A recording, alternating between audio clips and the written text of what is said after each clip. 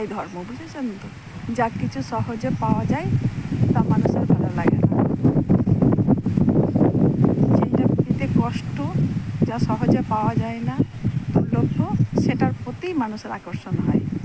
এই যেমন ধরুন, আপনি আমার পাশে বসে আছেন, আপনাকে আমার ভালো লাগে না, অথচ অন্যের স্বামী, অন্যের সন্তানের বাবা, তার প্রতি আমার যত আকর্ষণ, ভালো লাগা।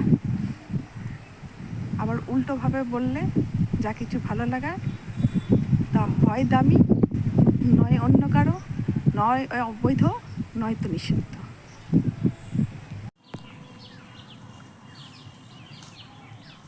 বলবো